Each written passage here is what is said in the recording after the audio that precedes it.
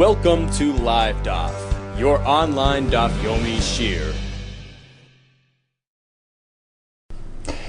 Shalom Aleichem, welcome back to today's DAF, Bava Kamma Ayin Hey. We are holding 10 lines off the top of the Amid, right at the 2 dots Itmar, where we pretty much pick up in the midst of yesterday's discussion.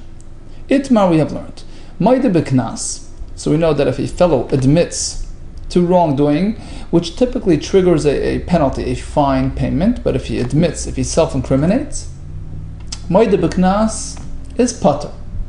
However, suppose he was Maide Beknas v'achar kach bo edim, and now we have been informed by two edim who came to report about this wrongdoing, so we know the information from a different source.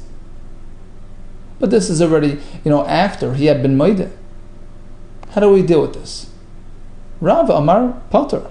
He's pater because once he exempted himself by way of self-incrimination, we close the book, it's over. Ushmol Amar Chayiv, Shmuel says, you have to pay. Although you can't impose a fine based on personal incrimination, but here we have been told about this incident by way of the Eidim. So despite the fact that it was preceded by a Maide Beknas, we ignore that. We push that aside, we focus on the Eidim, and we impose this fine. So again, Maide Beknas followed by Eidim. Rav says pater, Shmuel says chayiv. Amar Rav Bar Eloi. Let's go to the sources. My time with the Rav. Why does Rav say pater? The pasuk says im himatzei timatzei biyadei hagneva. If the stolen item will be found, will be discovered in his possession. Himatzei timatzei. What's that referring to? Im himatzei means be'edim. Only if the facts were presented to the Bezdin through the Eidim, Timatzeh b'dayanim.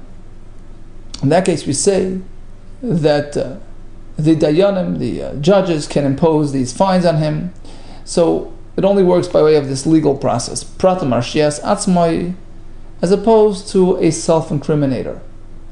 The question is lama li. Why this pasuk? This halacha has been taught in a different pasuk. Me'asher yashirin Elohim. The Bezdin has to impose these fines. Nafka, we learn it from there, as opposed to Maide Beknas. So why the double pasuk? Elishma, we know apparently the special extra pasuk is to tell you to take it to the next level. Maide Beknas, and even though v'achar kach bo edim, he still maintains his patur. Maide Beknas v'achar kach bo edim patur. Shmuel Amar Lacha. Shmuel responds, well, I hold that he's chayiv. So why this extra pasuk? Well, it's needed. If you recall, back in the Samach Gimel, there was a brisa called Tana Devei Chizkiah, which learned a very interesting halacha from this pasuk of himatzei timatzei to tell you that if a person steals, he has to pay kefil. So the pasuk is needed for that, unavailable for this extra halacha. Eisvei Rav l'Shmuel. So Rav, who says pater, asked on Shmuel. Edim shememash mishmem boim. We have a brisa. This fellow sees Edim on their way to the Bezdin, about to incriminate him and report on his robbery. V'amar, he jumps up and he says, I have something to tell you. Gonafti, avaloi tavachti v'lemacharti. You should know, I robbed the animal, but I didn't take it to the next level. No tvicha, no mechira. Eino yimshalem el keren. So he admitted on the robbery. So he doesn't pay kefil, that's a knas. He pays the actual principal and that's it. Despite the fact that his admission was followed by the Eidim. Was followed up by the Eidim. They came and they reported to us independently of his admission. Still we see that he is pater because it's Maide Beknas. That's a kasha on Shmuel, who says that in this case, you're chayiv, Amar lei. So Shmuel responded to Rav. No, the Eidim never showed up to the bed. They never made it that far. He thought they were coming, but then they sort of got distracted. Hachab my skin and was speaking. They turned around and they left. The Tani is safer, but the next part of the brisa says, according to Rabbi Shimon, the Eidim can come and incriminate him. Let them come in. We invite them in. Because through their testimony, he'll have to pay kefil. Mechlal the Tana Kamma savar loy. Apparently, this seems to be the machlekes. What happens if Edom follow through after his admission? According to Tana Kamma, he's potter. According to Rabbi Yehuda Kessler, he's chayiv. So the kasha is, Shmuel says he's chayiv. How does that work with the Tana Kamma who seems to say potter? Amarli Shmuel, the Shmuel responded, you're right. Right on. Lav Ika.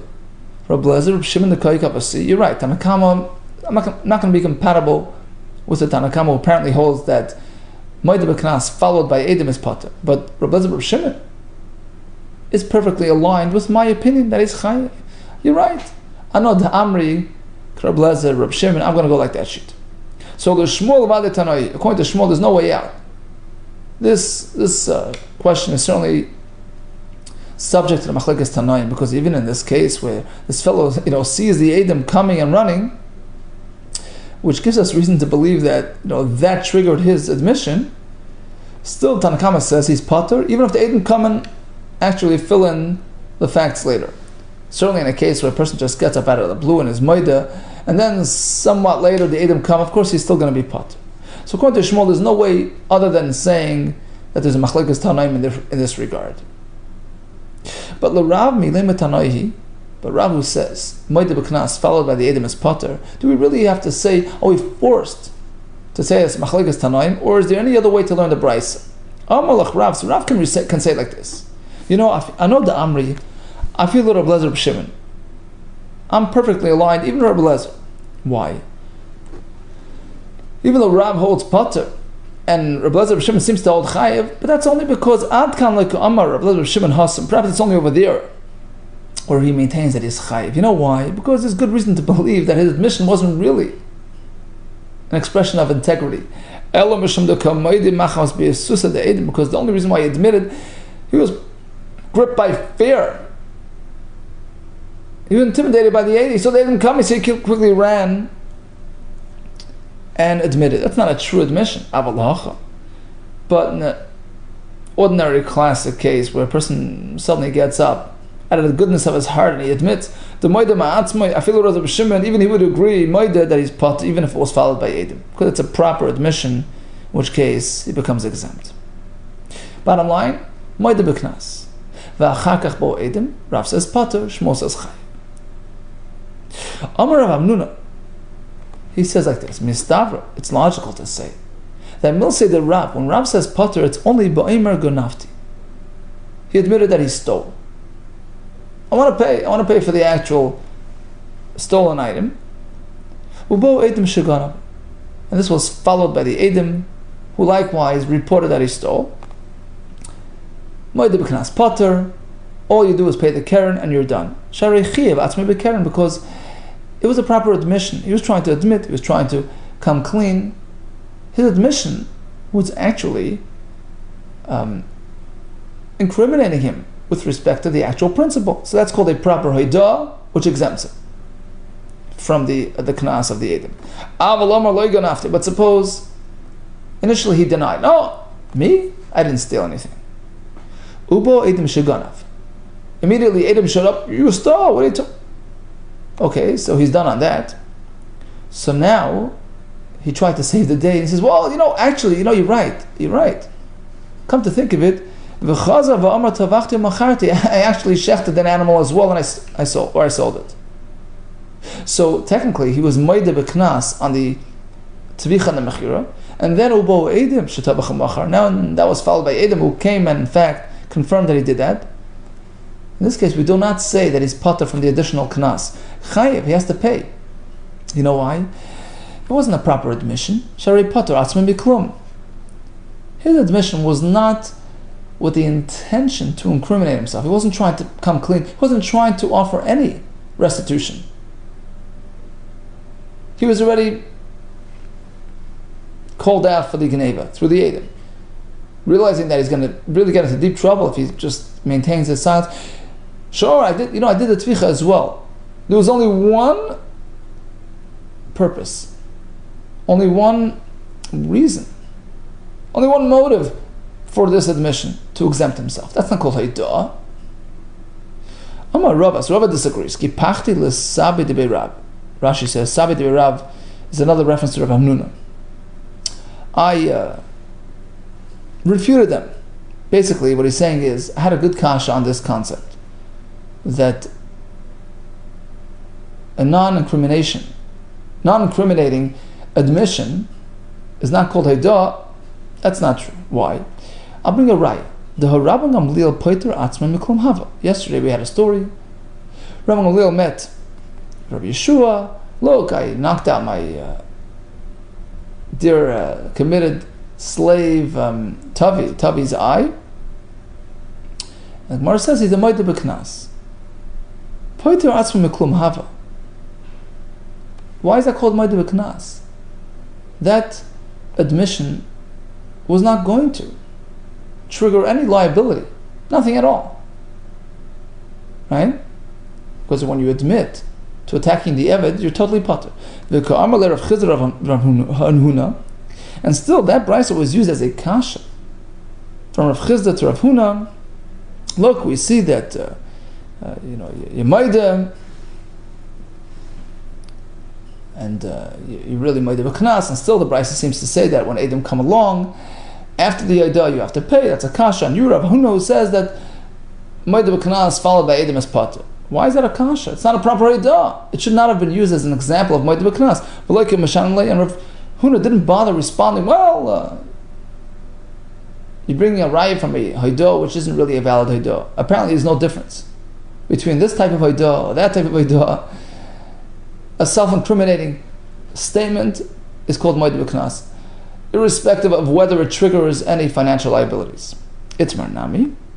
But we have a supporting view to this idea. Amar Rav Chia bar Abba Amar Rabbi Yochanan. Only a self-incrimination which triggers liability is called a moed b'knas. Ganavti. He gets up and he declares that he stole. Ubo edim sheganav.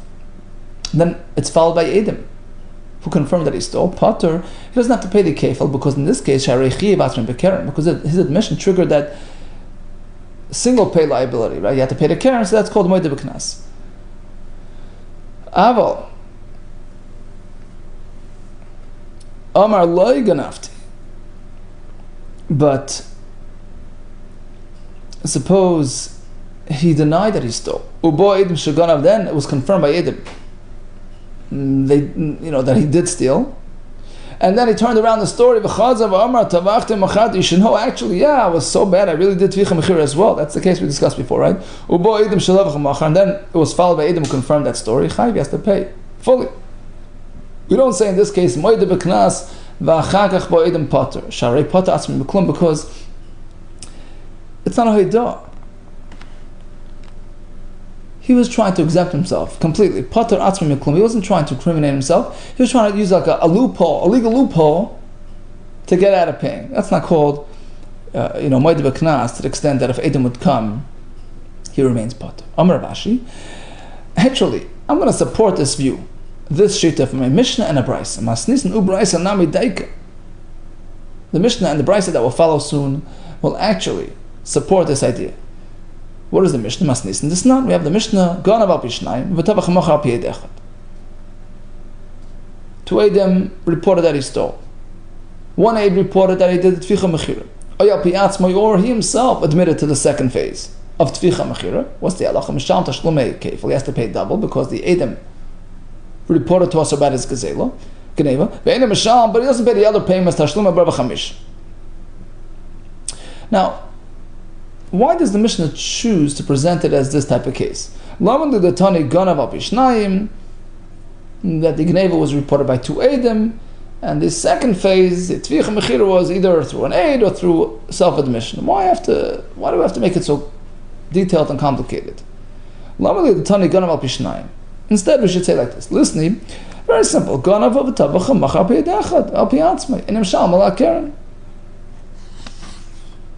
If one aid came and reported the whole story from beginning to end, the robbery, the tvicha mechir, or it was all by way of the Haidah, right?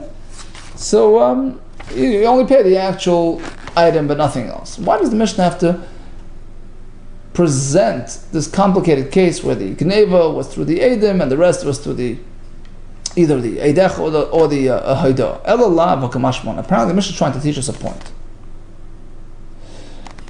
If you recall, yesterday we said that the Mishnah is sort of drawing a parallel for us. That being reported by one aid or self-reporting carries similar consequences, which is like this. Just like when he was reported by one aid, right? So right now, it's still premature, we can't, but if it's followed by another aid, so this aid is joined by another, we have a team, a full team, is chayav. Likewise, the Haida doesn't really permanently exempt him. If it's followed by Eidim, Moed B'Knas V'Achakach Bo Eidim is chayav. So that was one way to learn the Mishnah. And the point of the Mishnah is like this. Hakamash Malon. This parallel between one aid which can be shored up by his teammate, and likewise the Haida that can be corroborated by the Eidim, which will now incriminate him, this parallel, this matchup is only in this type of case. Ganav al Bishnayim, only if the Gneva was reported by two Eidim. V'tavach al Pi Echad al Pi Atzmei, and the Tvicha was reported by the Eid Echad or by himself. There, in that type of situation,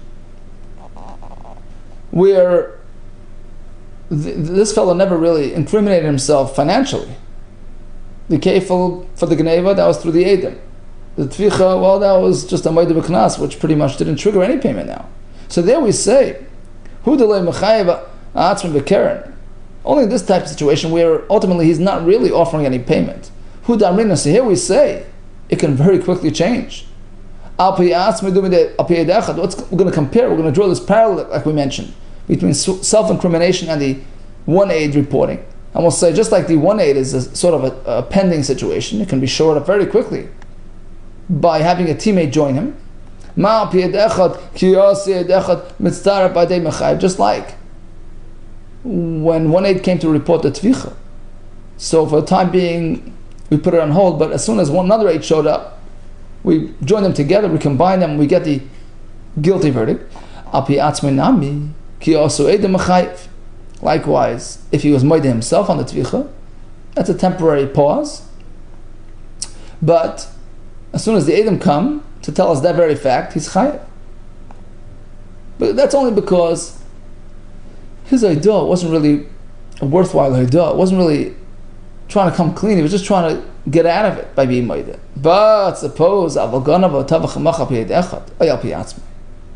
the situation was slightly different. The whole entire story, from beginning to end, was presented either by the Eid Echad or by way of his own Eidah. Look, I stole. Here, take it. So here, the Chiv Atzmei B'Keren, he's offering the Keren. Here we don't say that, if the Eidim come and inform us afterwards, we ignore his Eidah, we listen to them. We don't say that. We compare his own admission to the case where the Eid Echad came, which can be quickly turned around by way of having a teammate join him. We don't say that. Do you know why? Because in this case, he already incriminated himself and he offered the money. He offered restitution. He offered Karen. That's a proper Eidah. Moed B'Knas Potter permanently. So that's a raya to this idea. That Moed B'Knas V'Achakach Bo Eidim. Well, it depends. If his Eidah triggered a payment, sure, it's Potter forever. But otherwise, it's not. Brisa, the same idea from a Brisa. The Sanya. Ra Eidim Shememashmish Naboin. He notices Eidim on the way to the Bezdin, about to incriminate him, to report on him. V'amar, he gets up and says, Rabbi, I have something very important. Gonafti, I stole the item. Avaloi tavach v'lemacharti, but nothing else. Einim Mishalm al-Karen, he pays the Karen. Now, Lama l'misna v'amar gonafti. Avaloi tavach v'lemacharti. Why does this fellow have to get up and say, well, I stole, but I didn't do anything else? Nisni, it should present it differently. Gonafti, oy tavachti macharti. Whatever he was moed is called a moed b'knas. It should say, look, the fellow got up and admitted that he stole. Or he didn't admit that he stole, but he admitted that he did the tvicha and the mechira. Why didn't it say it like that? Why does he have to, only admit on the Gneva and not on nothing else? Why did the Brisa choose to package it this way? Oh, because of this very point. Allah Kamashman, the Brisa is teaching us. Only in the case where he admitted guilt on account of the Gneva, in which case he's willing to pay. The Chiyav Atzmai B'Kerenu, he's willing to pay the Keren. There we say the Potter, this Idah is a proper Idah which exempts him, even if it's followed by Edom. But suppose he denied the Gneva, period. Nothing happened. What are you talking? Then he was contradicted by the Edom, and he was now incriminated. And then he jumps up and says, oh, by the way, that jogs my memory. Actually, yeah. Yeah, you should know, I shechted it as well. I'm really bad. So he's just trying to find a way out now, because he knows that sooner or later he's going to be incriminated on the whole thing. So he grabs the opportunity to admit. And then Edom came along about the second part. So his admission did not accomplish any financial liability. Chayiv, in this case, we say it's chayiv because of the Edom that followed him. Alma hoidah, the tvicha lavado, here clearly the idah of the tvicha, which wasn't really generating any payment on his account, that's not a proper idah, in which case it was followed by Edom is chayiv. So all this proves the point that we mentioned before. Amri, so the Bnei Yeshiva responded, no, not necessarily. You can't necessarily prove anything from this brisa. You had a question, why did the brisa choose to present the story this way? The point of the brisa was just to teach us something within this halach. The kivin dama garnafti, even if he got up and admitted that he stole, even though he denied everything else, Edom came then and did testify that he did those other things, he's still potter. Why? Why is he potter? My timer. Tue May. So meaning, why is he potter from the tvicha? It's not something that he admitted to. So it was reported by the Edom, so he should be paying for the tvicha and the mechira. True, for the gneva he shouldn't be paying, because that he was made. So the kefil's off. But the extra, Bava Kamma means kefil plus 3, or kefil plus 2, right? Depending if it's an ox or a sheep or a ram. So why doesn't he pay for the extra 2, the extra 3? My time. So that's the chiddush of the brayso. Tue May Bava Kamma. When Torah speaks about 4 or 5, it's precisely that number. If you pay 4 or 5, you pay, but otherwise, there's nothing that's paying 2 or 3, 3 or 4. There's nothing that's paying 3 or 4. So that's the point of the brayso. And that's only highlighted by bringing it out in this case, where he agreed that he stole, but did not agree that he did anything else. Right? So the point is, even if the Edom came and incriminated him on the second phase, on the tvicha, he's not going to pay. Although he's really liable, he should really pay for the tvicha, but you can't pay for tvicha without gneva. And for gneva, he's potter because he was made on that. So we thought we had a diuk, why the brayso chose to present it, in this way, not in the other way, which proves our point. No, there's a reason why the brayso chose this packaging to teach us this halach. Le'mekatanai.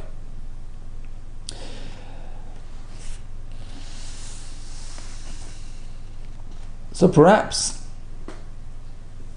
this very question is a machlekes tanaim. Again, a case where a fellow was moide, but his idah wasn't really meant to generate guilt or payment. Is that considered a proper idah? In which case, if it was followed by Edom, he's still potter, or we say no. In this case, we do not say moide b'knas v'achachach be'edom potter. Perhaps it's dependent upon a machlekes tanaim. Here comes a new brayso. Hoyishnayim me'idin shekanav. 2 Edom reported that he stole.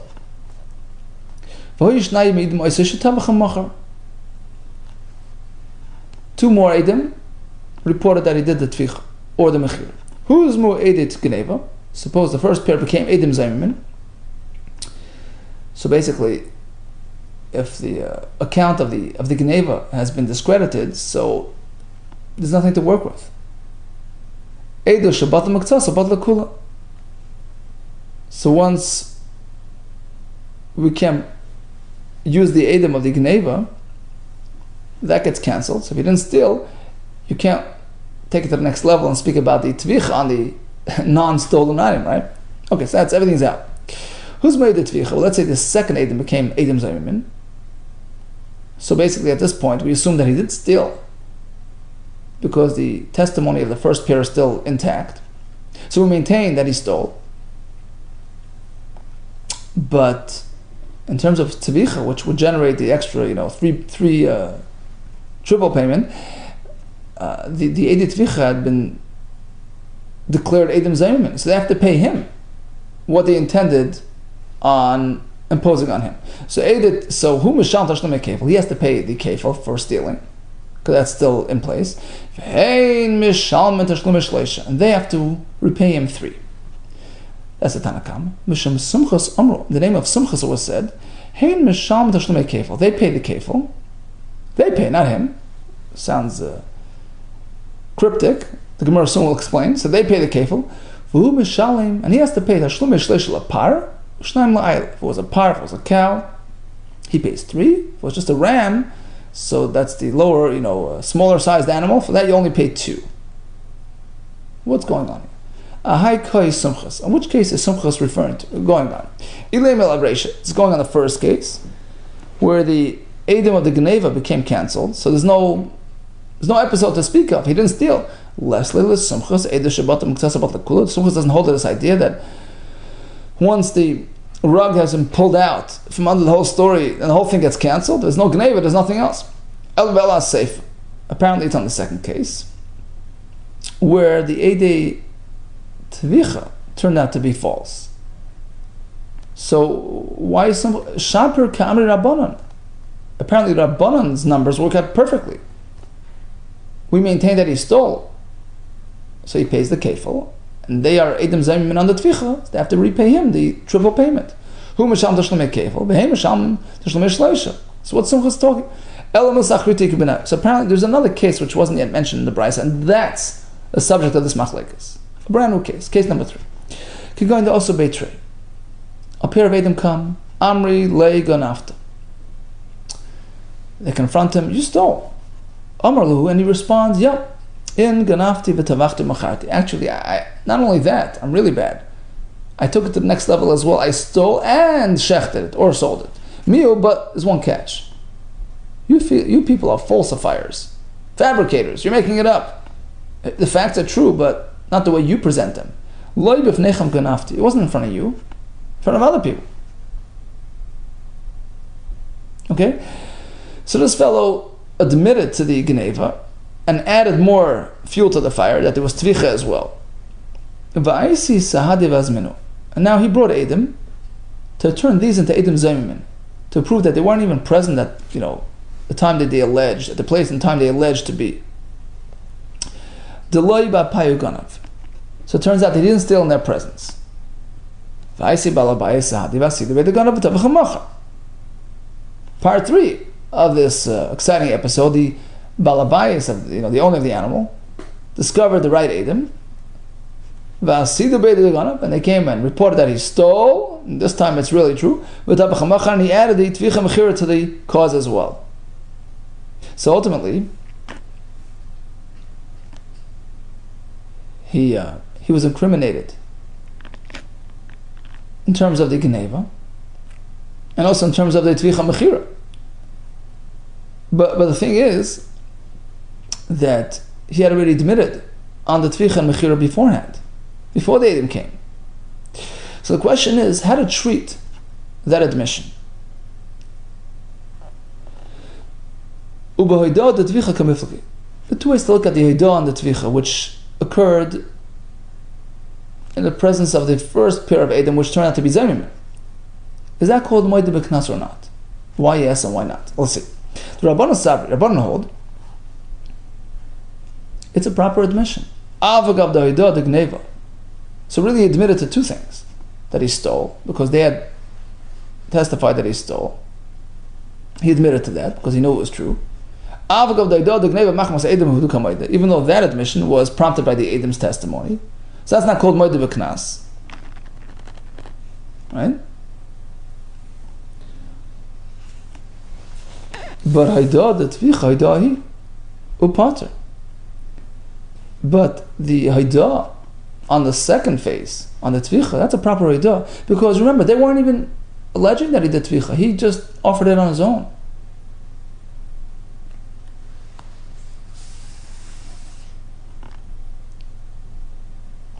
So that's a Maida B'Knas. And therefore he's Pater, permanently. Despite the fact that later on more Edom came and told us about the Tvicha. He was already Maida.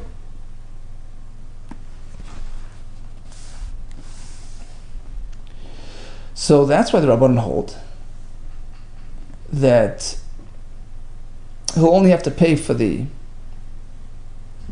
Geneva and not for the Tvicha. V'sumchas Savar, Sumchas disagrees. Kiva doido the Geneva, machmas Edom edukamoide. Since the Haida on phase 1, on the actual theft, was prompted by the Edom that had confronted him initially. Likewise, Haida the Tvicha lav Haida. The Haida of the Tvicha is also worthless. Because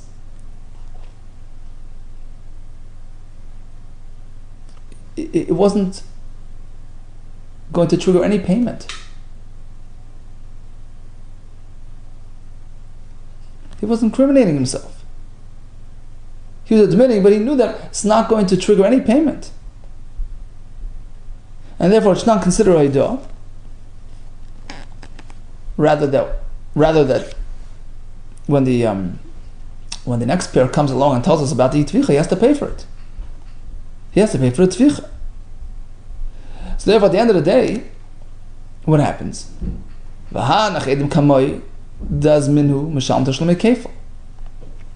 the first pair of Edom, which turned out to be Zaymimin, upon trying to incriminate him on the actual theft on the kefil, they have to pay the kefil to this fellow, who they falsely incriminated. At the time, it was not yet known that he stole. It was only due to their edus, which was false, so they have to pay the kefil, which they tried to impose on him. Okay, so they pay that to him, which he actually turns around and pays the owner, because ultimately he has to pay the kefil to the owner because he was incriminated on the kefil by the second pair later, the real legitimate edus. Okay, so in any case, they pay the kefil to the ganav, who in turn forwards it to the owner. But he also has to pay from his own pocket. He has to pay for the tvicha, which amounts to 3 for the par, on top of the kefil, total of 5, and for the ayil, the ram, which is a total of 4, so it's 2 for the tvicha on top of the 2, the kefil for the geneva. So apparently, this is the machlekes, which is the topic of our sugya. A haida which doesn't accomplish payment, which doesn't really trigger any tangible offering of monetary compensation, how do we deal with it? Do we say Moed B'Knas Pater, in which case if Edom come later you're still Pater? That seems to be Sumchas Shita. Whereas the Rabbanan disagree. If it's not a Haida that causes payout, we don't treat it as a Moed B'Knas Pater, and therefore if Edom come you're Chayiv. Amar v'achaber d'Ravika loy, no, you don't have to necessarily learn the Bryce in this fashion. The Kuli al Moedah the Tvicha Lavadohi. Perhaps all would agree an admission of guilt which doesn't really trigger payment is worthless. So what's the machlekes? If it's not Aidah, so then why wouldn't he have to pay when the next pair of Edom come and incriminate him? The topic of dispute relates to a whole different concept. We know that Edom typically have the potential to become Edom Zaymimin if they're challenged by another peer who testified that they were in a totally different location at the time of the alleged incident. The ability to become an Eid Zaymim is an integral part. It's almost a precondition. It's a precondition to saying Eidus. You have to present Eidus in a way that could become Eid Zaymim, because that's part and parcel of the the process of saying edus. The Torah says an aid can become an eid zaymim. So if you present in a way that you cannot become an eid zaymim, it's not an edus, right? So here we have a case, and we'll see why. A case of edus shi'ata yochel lazima. There's no way to make them eidim zaymim, and that's the machlek kamifliki. How is that? What's the case? So again, let's start from square one. A pair of edim came and reported that he stole. When he responded, yeah, sure, actually, you're right, ganafti, I stole. And I went even further, I did tvicha mechira. But it wasn't your presence, you people are just fakers. But he divulged. In front of whom? Ella b'fnei ploini, who was actually in front of the other people. So he sort of introduced us to the other edim. He informed us that those two edim were actually present when he stole. And now the whole story, right? Like we said before, this Gana brought edim who challenged the first pair and proved them to be edim zaymimin. The loy by payu ganav, because he didn't steal in front of them; they weren't even there. But here's the catch: but also ploini v'asidu be the ganav v'tavachamacha. Comes the third pair. They weren't just anonymous people; they were those two people that he had pointed to, that he identified for us. So he's sort of supporting their testimony. There's no way now that you can make them Eidim Zaymin. He is supporting them.